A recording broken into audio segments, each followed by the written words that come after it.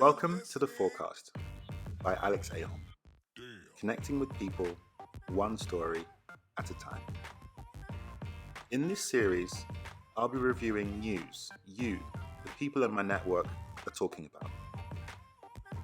As a business founder, D&I consultant, and community builder, I know great content inspires. I'm going to react to today's story, and then Jazz, the AI, will read it aloud to you. We have so much to cover, so please like, follow, share, and let's get started.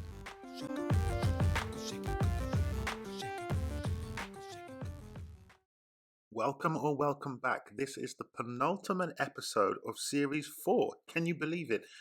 My name is Ahom.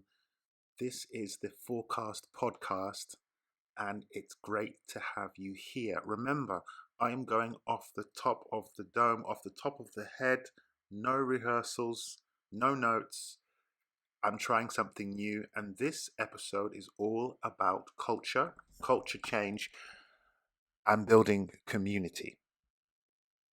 Community building is something that I love to do, and a big part of community building that's unspoken about is culture change, culture fit, culture add.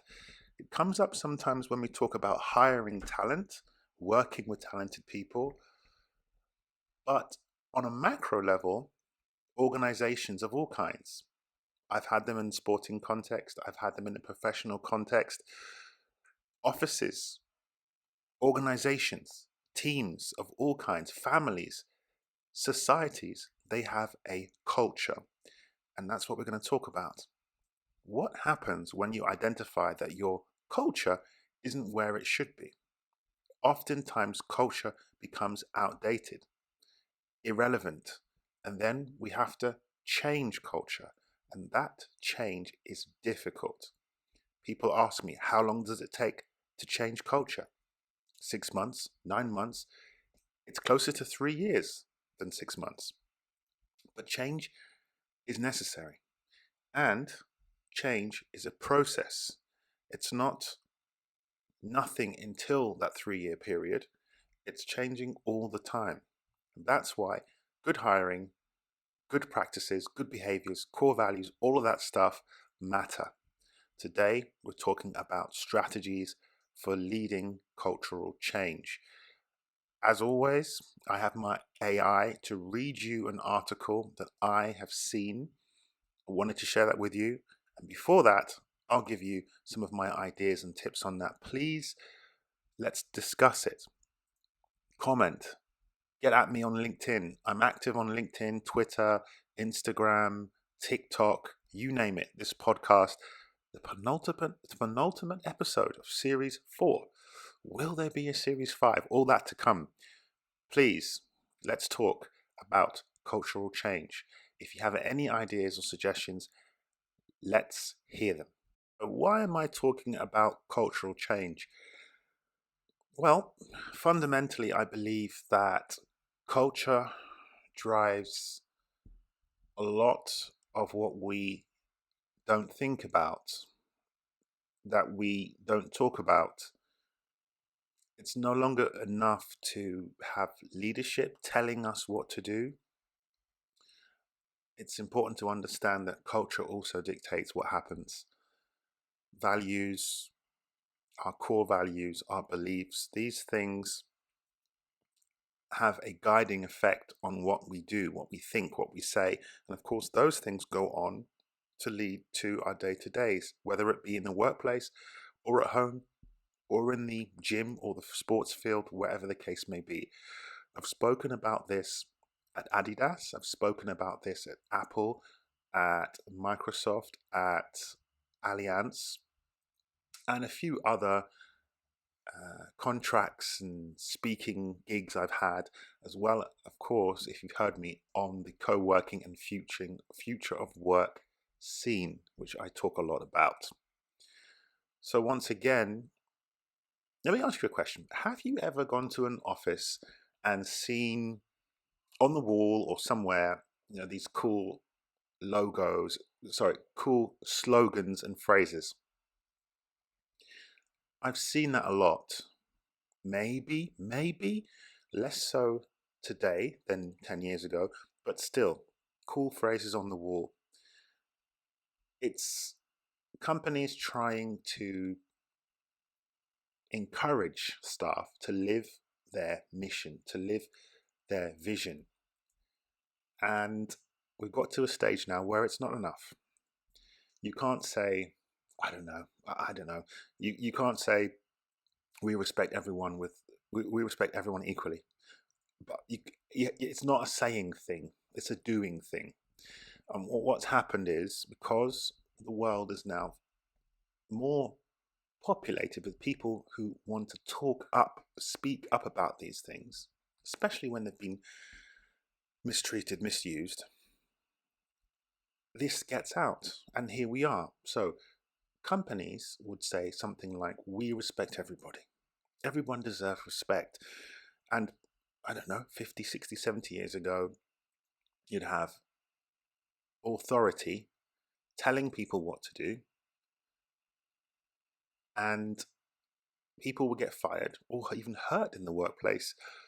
And those people would stand up, or the colleagues or families would stand up and say, well, you talk about respect, and where is mine? Or I've been fired for speaking up, or I've been fired for having an opinion, or my opinions aren't heard. Back then, you lose your job, you lose your livelihood. People wouldn't speak up because of that, and if they did, it'd be long. It'd be a long day for them. These days, 2023, 2022, people are speaking up in numbers about their cause, about other people's cause, and this message is getting out. So, when there is a toxic work culture, when companies and leaders are saying things that they're not doing, what happens then? Companies, organizations often are obsessed with performance. They want to manufacture high performance situations. I can tell you, people, very difficult to do that. It's easier said than done. Everybody's talking about, as a new buzzword, high performance cultures, high performance workplaces. If people don't feel included, valued, listened to, heard, they don't feel like they are getting a fair crack, they don't feel like they are getting that promotion they deserve, they don't feel like they can go home and see their family and friends. That's what we work for them, for the people that depend on us to have a better life. If people can't do the things they want to do, they will start to leave and vote with their feet.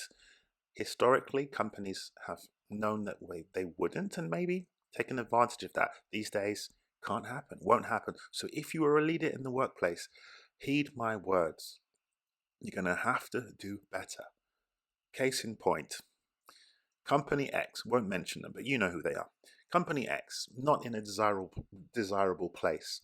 People were going to this company because of its brand name, even though it's not in a desirable place. And because it's not in a desirable place and the company know it, but they know they have a desirable name, they would say, hey, you're not going to be paid well, you're not going to be in a nice place, but you're working for us. And that badge of honor means a lot. And that's it. Conversation over. Now the market has become competitive, more competitive. People are saying, look, I'll take a lower pay packet to go and work somewhere else. Maybe the company isn't as attractive by name as your one, but I want to see my kids. I want to see my girlfriend or my husband or whatever. That is happening now. And the people who are already at those companies are starting to leave for startups that are more flexible, for cultures that are more inclusive, less toxic, quicker moving, take more risks. So let's get into today's article, shall we? And then I'll give you my final thoughts on the importance of a good culture and how to change culture in the workplace. But before that, here is Jazz with that great article from a very reputable source. Let me know if you've read it and let me know what you think about the article. Of all the organizational phenomena that have been studied for decades, culture remains one of the more difficult concepts to define, yet is a foundational pillar for any organization's success. Conceptually, culture is invisible, but it's as powerful in its impact on a group or an organization as personality and character are on an individual. And just as our individual personalities may evolve after experiencing a catastrophe, organizational culture is ripe for renewal after surviving a crisis. 2 years of unprecedented, unceasing upheavals and social unrest call for a new cultural landscape for societies and organizations alike. And an emerging new social order is defining how organizations are run. There is a lot of published data regarding the pandemic's impact on organizations and their employees.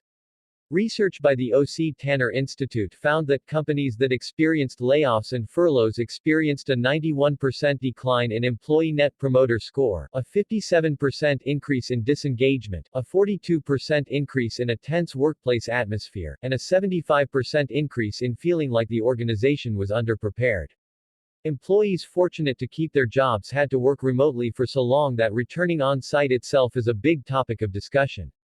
Post-pandemic, some cultures need healing, while others require considerable adaptations. As workforces are asked to return to on-site work, employee safety and digitalization becomes prime. Understanding the new paradigm, seeing our organizational systems with new eyes and developing a new language of interaction in the employer-employee relationship will shape the new cultural realities of organizations and determine their future success. For organizations that wish to stay relevant and find a new competitive edge, it's critical they understand how the game is changing, and how they might successfully play by the new rules of that game.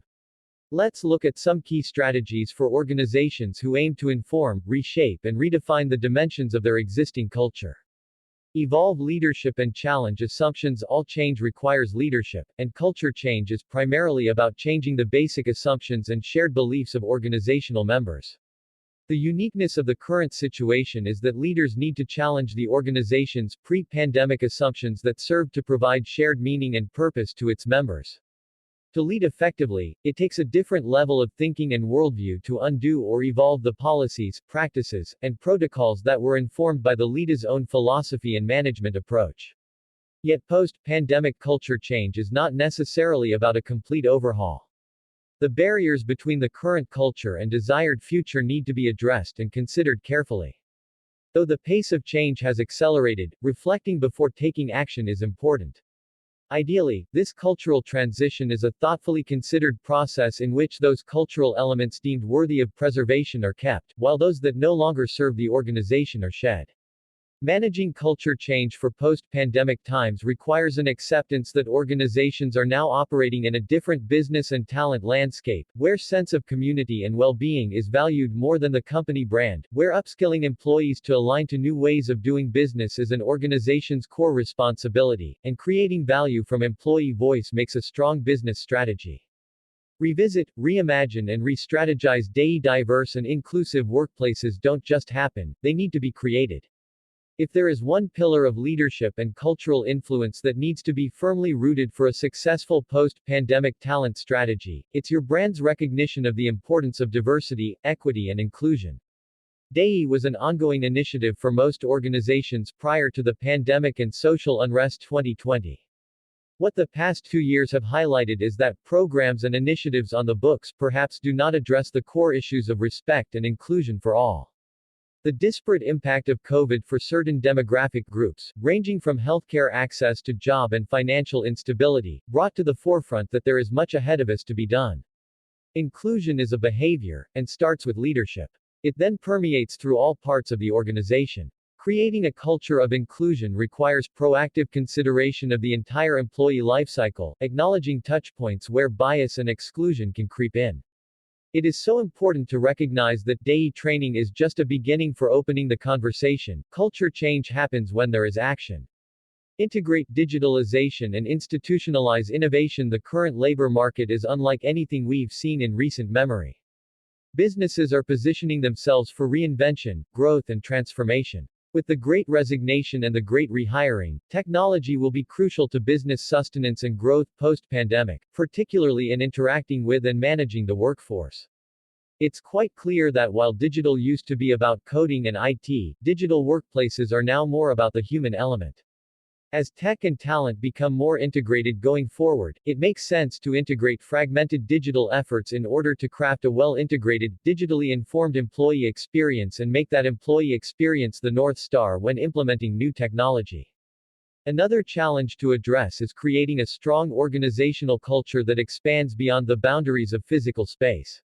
One of the positive impacts of the pandemic was that its urgency for action broke bureaucracy in organizations and opened doors for innovation and reinvention. It's important that the journey continues as management practices are reinvented for the digital age. Align innovation to strategy formation and your employee value proposition to digitally savvy innovative offerings for employee wellness, recognition, engagement and growth. This allows organizations to effectively build and influence culture virtually. Culture is a force, an energy that influences every group learning situation. The right culture for an organization will depend on that organization's true north, and the competency of the leadership to point the group in that direction. Leading organizations from workplace space to culture space will require leaders to consider the organization's ecosystem, create cultural stability through transformative practices, and strengthen the organization's competence by developing leaders as compassionate and empathetic strategists. Great article, huh?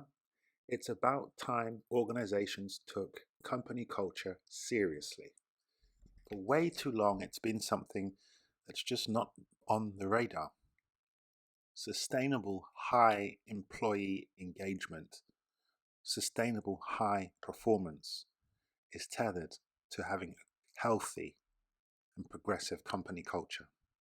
Mindsets, behaviors, social patterns, all of that, it's a huge part of it. And for way too long, companies don't take it seriously. Leaders uncheck their culture, feel they can't move it, can't shake it. It is what it is. That has been the order of the day for so long. It has to change.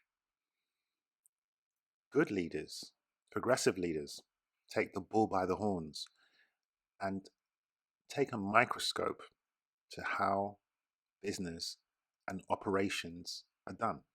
In my opinion, the best way to assess and to start to change culture, adapt culture, it's a big job, but it's step by step.